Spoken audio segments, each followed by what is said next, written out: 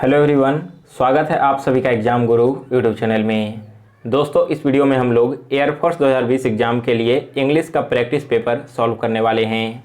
हमारे साथ अभी क्वेश्चंस को सॉल्व करते चलें और वीडियो के अंत में हमें बताइएगा कि आज आपने 20 में से टोटल कितने क्वेश्चंस सही किए हैं।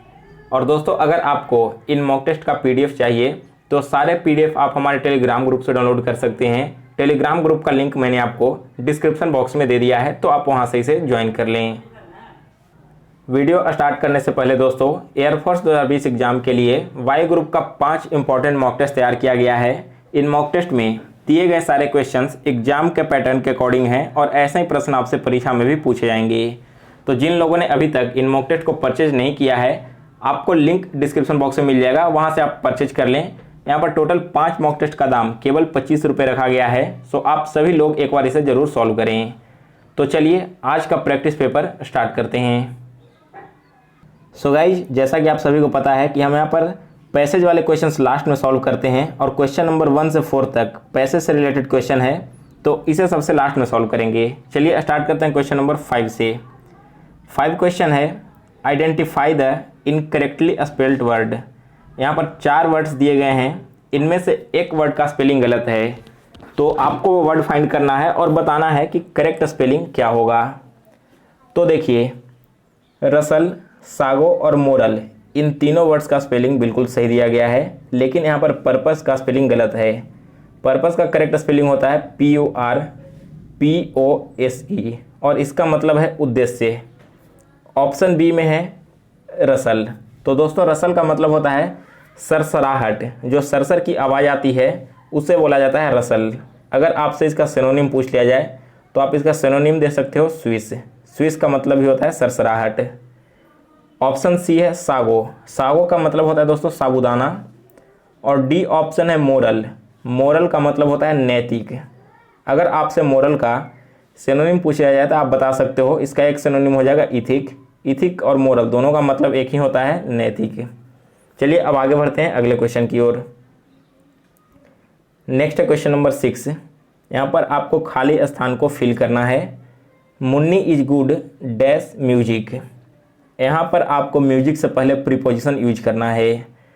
तो देखिए दोस्तों, यहाँ पर एक रूल आप लोग याद रखिए, जब भी कोई व्यक्ति किसी खास चीज़ में टैलेंटेड हो या फिर उसमें माहिर हो, तो उस चीज़ को डिनोट करने के लिए हम एट प्रीपोजिशन का यूज करते हैं। जैसे मान लो कोई व्यक्ति पेंटिंग में माहिर हो, तब हम क्या बोलेंगे, he is good at painting. अगर कोई सिंगिंग में माहिर हो तो हम बोलेंगे he is good at singing. उसी प्रकार से यहाँ पर हो जाएगा Munni is good at music, यानी कि डी ऑप्शन इस क्वेश्चन का करेक्ट आंसर है। नेक्स्ट है question number 7। While there is life there is dash hope. यहाँ आपको क्या करना है, आर्टिकल फिल करना है। तो देखिए, 7th क्वेश्चन में कोई भी आर्टिकल यूज नहीं किया जाएगा। यह जो स्टेटमेंट आप देख रहे हो, while there is life there is hope, यह एक कोट है जो बोला गया था स्टीफन हॉकिंस के द्वारा। उनका यह कोट है और इसमें होप के पहले कोई भी आर्टिकल यूज नहीं किया गया है। सो ऑप्शन डी इस क्वेश्चन का करेक्ट आंसर है। और दोस्तों, इसका मतलब होता है कि जहाँ जिंदगी है वहाँ उम्मीद है। Next question number 8। Be just dash fear nothing. यहाँ पर आपको कंजंक्शन फिल करना है।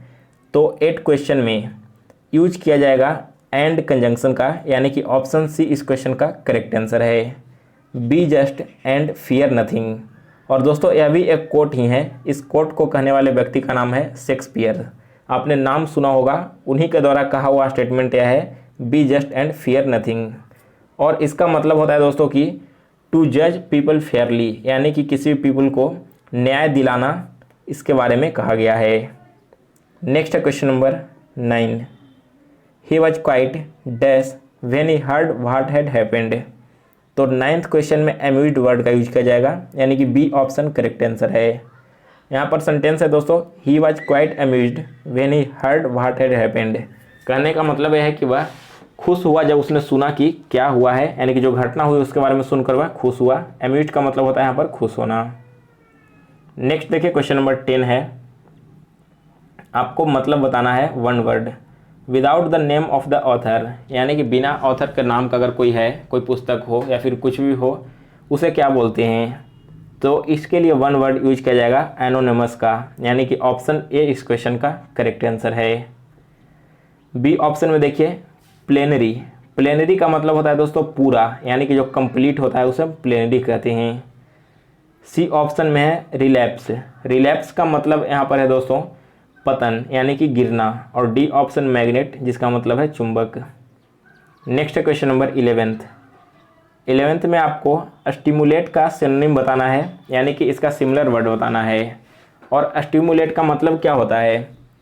इसका मतलब है दोस्तों प्रोत्साहित करना। तो स्टिमुलेट का मतलब है प्रोत्साहित करना, और इनकरेज का मतलब भी होता है प्रोत्साहित करना, यानी कि सी ऑप्शन इस क्वेश्चन का करेक्ट आंसर है। ऑप्शन ए में है डिस्करेज, जो कि जस्ट इसका अपोजिट है। डिस्करेज का मतलब है हतोत्साहित करना। तो अगर आपसे स्टिमुलेट या फिर इनकरेज का एंटोनिम पूछ लिया जाए तो आप डिस्करेज बता सकते हो। बी ऑप्शन में है हिंडर। हिंडर का मतलब है किसी भी कार्य में बाधा डालना। और डी ऑप्शन है प्रिवेंट, जिसका मतलब है रोकना। नेक्स्ट क्वेश्चन नंबर 12 में आपको ऑटोनॉमी का एंटोनिम बताना है, यानी कि इसका अपोजिट वर्ड। और ऑटोनॉमी का मतलब है दोस्तों कि जो दूसरे पर डिपेंडेंट नहीं हो। तो देखिए इसका अपोजिट वर्ड क्या हो जाएगा? अपोजिट वर्ड हो जाएगा डिपेंडेंस, यानी कि सी ऑप्शन इस क्वेश्चन का करेक्ट आंसर है। फर्स्ट ऑप्शन है मॉडर्निटी। मॉडर्निटी का मतलब होता है आधुनिकता। बी ऑप्शन में है लिबर्टी, जिसका मतलब है स्वतंत्रता। और डी ऑप्शन है डिसअलॉय, यानी कि किसी चीज़ के लिए मना कर देना, आज्ञा नहीं देना। अगला क्वेश्चन देखिए, क्वेश्चन नंबर 13 है। यहाँ पर एक सेंटेंस के 4 पार्ट्स दिए गए हैं। आपको इन चारों पार्ट्स को मीनिंगफुल ऑर्डर में अरेंज करके एक सेंटेंस बनाना है। तो देखिए कैसे इस तरह के क्वेश्चंस को सॉल्व करते हैं। सबसे पहले देखो आपका पहला पार्ट कौन सा होगा। यहाँ पर देखिए हेल्पिंग वर्ब से कभी भी आपका यहाँ पर स्टेटमेंट जो है आपका सेंटेंस स्टार्ट नहीं होगा। अगर इंट्रोगेटिव सेंटेंस नहीं है तो कभी भी आपका सेंटेंस जो है वो हेल्पिंग वर्ब से स्टार्ट नहीं होगा, यानी कि ऑप्शन ए तो गलत है। अगर आप ऑप्शन डी को देखोगे तो स्टार्ट होता है द बॉक्सेस से, यानी कि पहले आएगा एस। अब इसके बाद देखो बॉक्स क्या है, जो बॉक्सेस हैं वो बहुत ज़्यादा भारी हैं, सो हम एस के बाद पी का यूज करेंगे। अब यहाँ पर हमने देख लिया कि जो बॉक्सेस हैं वो बहुत भारी हैं, तो अगला स्टेटमेंट क्या होना चाहिए? उसे ढोना क्या होगा? यहाँ पर जो carrying 2 of them, boxes use किया गया ना, यानी कि एक से ज़्यादा बॉक्स है, तो the boxes were heavy so carrying 2 of them. और उन दोनों को ढोना क्या है? बहुत ज़्यादा मुश्किल काम है, यानी कि was a lot of weight to handle. तो सेंटेंस हमारा होगा the boxes were heavy so carrying 2 of them was a lot of weight to handle, यानी कि बी ऑप्शन इस क्वेश्चन का करेक्ट आंसर है। अगला क्वेश्चन देखिए, क्वेश्चन नंबर 14 में आपको बताना है कि सेंटेंस के किस पार्ट में एरर है। और सेंटेंस है Hema doesn't has to give the dissertation to me. देखिए यहाँ पर जो फर्स्ट पार्ट है ना, हेमा डजंट हैज, इसी पार्ट में एरर है। एक बात ध्यान रखिए दोस्तों, जब भी कोई सेंटेंस डू फैमिली से बिलोंग करता हो, यानी कि डू, डिड, डज वर्ड जैसा यूज किया गया हो, और अगर वह वर्ड दूसरे वर्ब से कनेक्ट होता हो, यहाँ पर जो डजंट है या कनेक्ट हो रहा है गिव के साथ में, तो जो इसके बाद आने वाला यहाँ पर हेल्पिंग वर्ब होगा ना, यह कभी भी सिंगुलर फॉर्म में नहीं होता है। यहाँ पर हम क्या करते हैं, इन्फिनेटिव वर्ब का यूज करेंगे। तो हेमा डजंट के साथ में हैज की जगह पर हैव को आप रिप्लेस कर दो, तब यह सेंटेंस करेक्ट होगा। वही दोस्तों अगर डजंट यहाँ पर नहीं लगा हुआ होता तो फिर हम हैज का यूज करते हैं। नेक्स्ट देखिए, क्वेश्चन नंबर 15 है my mother is having grey hairs. तो यहाँ पर ऑप्शन सी में एरर है। कुछ वर्ड्स ऐसे होते हैं जिसका प्लूरल फॉर्म भी सिंगुलर फॉर्म में ही होता है, आप उसमें एस या ईएस ऐड नहीं कर सकते हो। जैसे कि हेयर, हेयर का अगर आपको प्लूरल लिखने के लिए कहा जाए तो हेयर ही होगा, कभी भी आप इसमें एस या फिर ईएस नहीं ऐड कर सकते हो, वरना यह सेंटेंस गलत हो जाएगा। तो हम अगर हेयर्स को हेयर के साथ रिप्लेस कर दें तब यह सेंटेंस करेक्ट है। देखिए अब अगला सेंटेंस है question number 16। Oh dear do have some relief on my nerves. तो यहाँ पर ध्यान देना, डू के साथ में हैव जो लगा हुआ है वो क्या है, एक प्लूरल हेल्पिंग वर्ब है। तो जब भी प्लूरल हेल्पिंग वर्ब लगा हो तो आने वाला जो आगे वर्ब होगा ना, वो कभी भी सिंगुलर फॉर्म में नहीं होगा, यानी कि यहाँ पर आपको रिलीफ की जगह रिलीफ वर्ड का यूज करना होगा, यानी कि बी ऑप्शन इस क्वेश्चन का करेक्ट आंसर है। नेक्स्ट है question number 17। Change the narration, he said to Rama come with me. यहाँ पर क्या है, उसने रमा से कहा कि मेरे साथ आओ, यानी कि he asked Rama to go with him, उसने रमा से पूछा उसके साथ जाने के लिए। सो ऑप्शन ए इस क्वेश्चन का करेक्ट आंसर है। नेक्स्ट है question number 18। We saw you and him. यहाँ पर देखो दोस्तों, जो सेंटेंस दिया गया है वह दिया गया है सिंपल पास्ट टेंस में। तो जब भी अगर सिंपल पास्ट टेंस का आपको वॉइस चेंज करना हो तो उसे आप चेंज कर देना पास्ट कंटिन्यूअस टेंस में। और ध्यान देना यहाँ पर दो सेंटेंस देखो, फर्स्ट है you and he were seen by us and he and you were seen by us. दोनों बिल्कुल सिमिलर है, बस फ़र्क क्या है कि पहले यू यूज किया गया है और इसमें पहले ही यूज किया गया है। तब आपको अपना क्वेश्चन देखना है, इसमें यू पहले यूज किया गया है ना, यानी कि जो आपका आंसर होगा इसमें भी यू को आपको पहले रखना है, ही को बाद में। सो ऑप्शन ए इस क्वेश्चन का करेक्ट आंसर है। नेक्स्ट है question number 19। This tea is too hot for me. यहाँ पर आपको टू को रिमूव करके सेंटेंस को फिर से लिखना है, लेकिन सेंटेंस का मतलब चेंज नहीं होना चाहिए। तो यह क्या होगा, this tea is so hot that I can not take it, यानी कि चाय काफ़ी गर्म है जिसके कारण से मैं इसे अभी नहीं ले सकता, इसे नहीं पी सकता। और देखिए 20 क्वेश्चन है idioms phrase. Apple of one's eye. Apple of one's eye कहने का मतलब है कि किसी का बहुत ज़्यादा प्यारा होना, यानी कि डी ऑप्शन करेक्ट आंसर है, the person who someone loves और चेरिसेज द मोस्ट। अब चलिए दोस्तों, लास्ट में हम पैसेज वाले क्वेश्चंस को भी देख लेते हैं। तो सबसे पहले तो आप वीडियो को रोक कर इस पूरे पैसेज को पढ़ लीजिए, फिर हम इसके क्वेश्चंस को सॉल्व करेंगे। यहाँ पर देखो पैसेज दो पार्ट में है, पहला पार्ट ऊपर दिया गया है, इसके बाद आप इसके नीचे वाले पार्ट को ही पढ़ लो और हम इसके क्वेश्चंस को देखते हैं।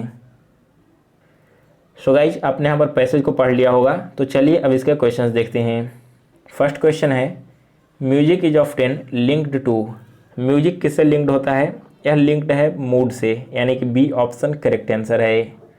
और देखिए फर्स्ट क्वेश्चन का आंसर आपको यहाँ पर मिल जाएगा, music is often linked to mood. चलिए अगला क्वेश्चन अब देखते हैं। तो सेकंड क्वेश्चन है how is music an important part of life. Music जो है हमारे लाइफ का इम्पॉर्टेंट पार्ट कैसे है, तो it makes us feel different emotions. यह क्या करता है, हमें अलग अलग इमोशंस फील करवाता है, यानी कि ऑप्शन एक करेक्ट आंसर है। और इसका आंसर देखिए आपको यहाँ पर मिलेगा, a certain song can makes us feel happy, sad, energetic और रिलैक्स्ड, यानी कि अलग अलग इमोशंस हमें फील करवाता है। अगला क्वेश्चन है which of the statement is true. 4 statement दिए गए हैं, इनमें से कोई एक स्टेटमेंट सही है। तो यहाँ पर ऑप्शन डी करेक्ट है, all forms of music may have therapeutic effects. और देखिए यह स्टेटमेंट आपको कहाँ पर मिलेगा पैसेज में, यहाँ पर ध्यान देना, all forms of music may have therapeutic effects. और लास्ट क्वेश्चन है how can music be used as therapy. Music को हम लोग थेरेपी के रूप में कैसे यूज कर सकते हैं, तो it can help us in managing numerous medical conditions, यानी कि बी ऑप्शन इस क्वेश्चन का करेक्ट आंसर है। सो गाइज, आज का मॉक टेस्ट समाप्त हुआ। तो आप हमें कमेंट करके बताइए कि आज आपने टोटल कितने क्वेश्चन सही किए हैं। और जिन लोगों ने अभी तक हमें इंस्टाग्राम पर फॉलो नहीं किया है, मेरा इंस्टा आईडी आपको स्क्रीन पर दिख रहा है, इस आईडी से हमें फॉलो कर लें, इस वीडियो को लाइक करें, शेयर करें। और अगर आप इस चैनल पर पहली बार विजिट कर रहे हो तो इस चैनल को सब्सक्राइब करके बेल नोटिफिकेशन को ऑन कर लें, जिससे आगे आने वाली हर एक वीडियो की नोटिफिकेशन आपको मिलती रहे।